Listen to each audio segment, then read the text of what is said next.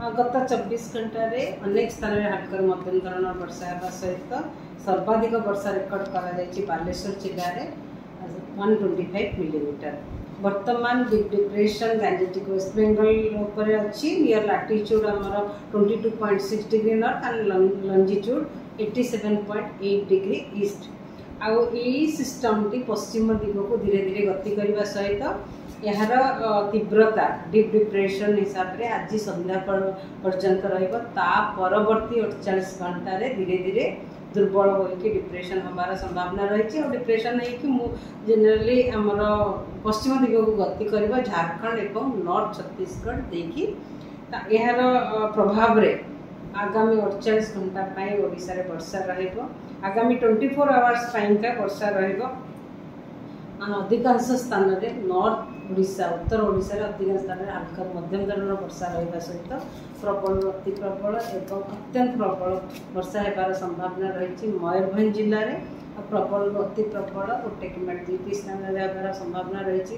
केउंझर बालेश्वर और सुंदरगढ़ जिले में सहित प्रबल वर्षा गोटे कि दुईटी स्थान में होबार संभावना रही। जमीक झारसुगुड़ा संबलपुर देवगढ़ अनुगुल ढेंकानाल भद्रक कटक जगतसिंहपुर खोर्धा जाजपुर एवं केन्द्रापड़ा जिले में 16 तारीख में भी उत्तर ओडिशा रे अनेक स्थान में हल्का मध्यम धरण वर्षा रहा सहित गोटे कि दुईटी स्थान में प्रबल अति प्रबल वर्षा रही संभावना रही। जमीक झारसुगुड़ा और सुंदरगढ़ जिले में सहित प्रबल वर्षा गोटे कि दुईटी स्थान में होबार संभावना रही। जमीक केउंझर देवगढ़ संबलपुर बरगढ़ सोनपुर बौद्ध एवं अनुगुल जिले में सहित आगामी 24 घंटा आज संध्या पर्यंत राति पर्यंत आमर उत्तर ओडिशार जिला माने जमीक मयूरभंज केउंझर बालेश्वर एवं सुंदरगढ़ जिला मानक वर्षा सहित पवनर गति भी रहिबो 50 ରୁ 60 kilometre per hour gusting to 70 kilometre per hour वर्षा रहिबो। उत्तर एक्सट्रीम उत्तर ओडिशार जिला मानक वर्षा सहित पवन भी रहिबार संभावना रही।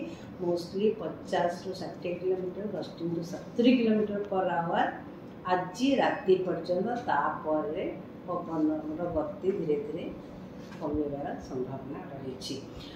आज समुद्र अति अशांत रहिबार संभावना रही। काली सकाळ पर्यंत समुद्र रफ रही। संध्या पर्यंत राति पर्यंत सकाळ समुद्र अति अशांत रहिबा। काली सकाळ पर्यंत राति ठू नहीं सकाळ पर्यंत समुद्र अशांत रहिबा। सेतिपई मत्स्यजीवी मानक काली सकाळ पर्यंत समुद्र भितर को जीवाको मना अछि। आउ नॉर्थ ओडिशा कोस्ट रे पोर्ट जमी पारादीप और धामरा पोर्ट सिग्नल जारी करा लोकल पर्सनली सिग्नल नंबर